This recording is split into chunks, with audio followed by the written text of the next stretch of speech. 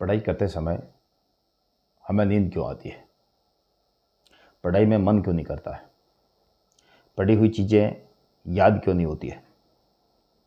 पढ़ाई के समय अक्सर शरीर पर आलस क्यों रहता है? आप भी कुछ इसी प्रकार के प्रश्नों का जवाब चाहते हैं तो आज का सेशन आपके लिए है। नमस्कार साथियों, मैं भंवर लहरिया। आप देख रहे हैं हिस्ट्री ई क्लासेस यूट्यूब चैनल।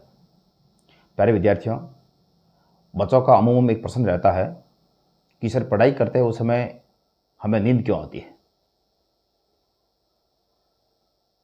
इस समस्या के समाधान तक पहुँचे इससे पहले हमें ये जानना ज़रूरी है कि आखिर आपको नींद क्यों आती है। नींद आने का महत्वपूर्ण कारण क्या है? अलग अलग विद्यार्थियों के अलग अलग कारण होते हैं। वैसे अगर देखा जाए तो अभी बहुत सारे कॉम्पिटिटिव एग्ज़ाम चल रहे हैं, आने वाले हैं। विद्यार्थी बीएसटीसी की तैयारी कर रहे हैं। बहुत सारे विद्यार्थी 4th ग्रेड की तैयारी कर रहे हैं। बहुत सारे विद्यार्थी पुलिस की तैयारी कर रहे हैं। और इनके साथ साथ में जो स्कूलों में पढ़ने वाले विद्यार्थी हैं उनके भी वार्षिक एग्ज़ाम शुरू होने वाले हैं। बहुत सारे विद्यार्थी कॉलेजों में एग्ज़ाम दे रहे हैं। तो अमूमन विद्यार्थी कहीं ना कहीं पढ़ाई कर रहा है, चाहे वो कंपटीशन से जुड़ा हुआ हो, चाहे वो स्कूली शिक्षा से जुड़ा हुआ हो, चाहे वो किसी कॉलेज की डिग्रियों से जुड़ा हुआ हो। लेकिन अमूमन विद्यार्थियों का एक प्रश्न रहता है कि पढ़ाई करते समय हमें नींद क्यों आती है। प्यारे विद्यार्थियों, मैं मेरे व्यक्तिगत विचार आपके साथ में साझा करना चाहता हूँ। मेरे विचार के अनुसार पढ़ाई करते समय नींद आने के कई कारण होते हैं। मैं कुछ कारणों को लेकर आया हूँ जो मेरे व्यक्तिगत विचार हैं। सबसे पहला जो कारण है प्यारे विद्यार्थियों, वो हो सकता है कि थकान या नींद की कमी। अगर आप किसी कार्य को लेकर थके हुए हैं, परेशान हैं, टेंशन में हैं, या आपने नींद कम ली है, तब आप जब पढ़ाई करोगे उस समय आपको नींद आएगी। दूसरा आपका कारण हो सकता है लेट कर या झुक कर पढ़ना। बहुत सारे विद्यार्थी क्या करते हैं, लेट कर पढ़ते हैं, बिस्तर पर लेट कर पढ़ते हैं या थोड़ा सा इस प्रकार से झुक कर पढ़ते हैं। अगर आप ऐसा करते हैं तभी शरीर पर आलस आता है और इससे भी नींद आने की समस्या होती है। तीसरा कारण आपका हो सकता है बहुत सारे विद्यार्थी भारी भोजन करते हैं। भारी भोजन करने से भी प्यारे विद्यार्थियों शरीर पर आलस आता है और इससे भी हमें नींद आती है। चौथा कारण हो सकता है रुचि की कमी। आप जिस विषय को पढ़ रहे हैं हो सकता है वो विषय, उस विषय के अंदर आपका इंटरेस्ट ना हो। आप शाम के समय पढ़ते हैं, जो विषय आपको इंटरेस्ट जिसमें नहीं होता है उस विषय को अगर आप पढ़ते हैं जो विषय रुचिकर नहीं है, अगर ऐसे विषय को आप पढ़ते हैं तो डेफिनेटली आपको नींद आएगी। अगला कारण हो सकता है कम रोशनी में पढ़ना। बहुत सारे विद्यार्थी ऐसे कक्ष में पढ़ते हैं या ऐसे किसी कमरे में पढ़ते हैं जिसमें ट्यूबलाइट वगैरह है, लाइट वगैरह, लाइटिंग जो है, रोशनी है वो कम होती है। अगर रोशनी कम है, जिस कमरे में आप अध्ययन कर रहे हैं उसमें अगर रोशनी कम है, तभी प्यारे विद्यार्थियों शरीर में कहीं ना कहीं ऐसा संकेत आता है कि अंधेरा है और सो जाइए। ये इनमें से कोई ना कोई आपका एक कारण हो सकता है। तो सबसे पहले आप ये पता लगाइए कि आखिर हमें नींद क्यों आती है, नींद का कारण क्या है। कारण आपको पता होना चाहिए। अब दूसरी बात यह है कि सर इसका समाधान क्या है। ऐसे कौन कौन से बेस्ट तरीके हैं, टिप्स हैं आपके पास, ऐसे कौन से तरीके हैं जिनसे अगर हम अध्ययन करें, उन टिप्स का अगर प्रयोग करें तो पढ़ते समय नींद नहीं आएगी? ऐसा बिल्कुल है। अगर मैं कुछ आपको 10 टिप्स बता रहा हूँ जो पढ़ाई करने के बेस्ट तरीके हैं। अगर आप इन तरीकों का उपयोग करते हैं तो प्यारे विद्यार्थियों पढ़ाई करते समय आपको नींद नहीं आएगी। इतना मैं आपको भरोसा दिलाता हूँ। प्यारे विद्यार्थियों, अगर सेशन अच्छा लगता है, वीडियो अच्छा लगता है तो लाइक कीजिए, शेयर कीजिए, कमेंट्स कीजिए।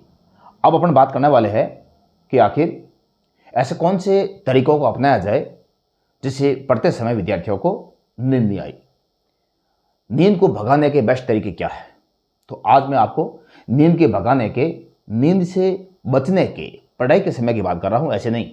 पढ़ाई के समय अगर आपको नींद आती है, आप पढ़ाई कर रहे हैं, पढ़ाई के वक्त आपको अगर नींद आती है तो उस समय कौन से तरीके से, किन टिप्स का प्रयोग किया जाए ताकि आपको पढ़ते समय नींद नहीं आए। तो मैं कुछ आपको बेस्ट वे बता रहा हूँ, बेस्ट टिप्स बता रहा हूँ, कुछ बेहतरीन उपाय बता रहा हूँ, कुछ बेहतरीन तरीके बता रहा हूँ। अगर आप इनका उपयोग करते हैं तो 100% मैं आपको कह रहा हूँ कि आपको पढ़ाई करते समय नींद नहीं आएगी। वो कौन कौन से हैं? सबसे पहले देखिए, पहला है आप अपना शेड्यूल तैयार कीजिए। आप कब उठते हैं, कब सोते हैं और कब पढ़ते हैं, इसका आपके पास में एक निश्चित समय सारणी होनी चाहिए। एक अगर आपके पास में निश्चित शेड्यूल है और आप शेड्यूल का पालन करते हुए अगर दिनचर्या निकालते हैं तो उससे 100% आपकी दिनचर्या एक फिक्स हो जाती है। शेड्यूल फिक्स होता है तो आप कोई भी काम करो उसका शेड्यूल फिक्स हो जाता है। काम करने के जो घंटे हैं, मिनट है, वो आपके फिक्स हो जाते हैं। उससे दिन के अंदर कहीं ना कहीं अव्यवस्था नहीं होती है।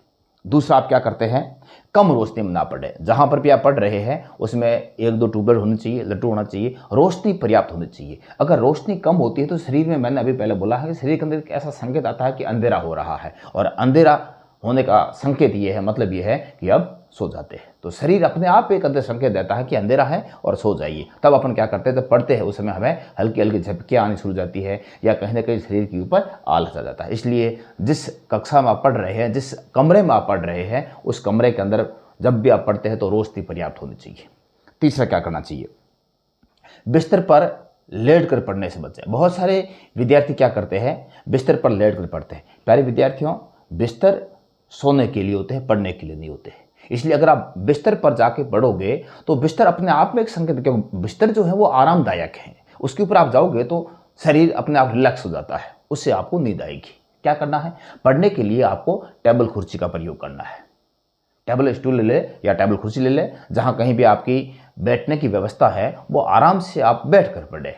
लेट कर या बिस्तर पर पढ़ाई करने से बचें, इससे भी आपको नींद आने की संभावना रहती है। अगला कारण क्या है, हल्का और स्वस्थ नाश्ता करें। बहुत सारे विद्यार्थी क्या करते हैं, एक साथ में बहुत ज़्यादा नाश्ता कर लेते हैं या एक साथ में बहुत ज़्यादा खाना खा लेते हैं। आपको बिल्कुल हल्का नाश्ता करना है, स्वस्थ नाश्ता करना है, फल फ्रूट का प्रयोग करें। इससे शरीर में अगर भारी अनाज नहीं है तो नींद आने की संभावना थोड़ी सी कम रहती है। और क्या करें, नियमित ब्रेक लें। आप पढ़ रहे हैं, आप थोड़ी देर के बाद में ब्रेक लेते रहें।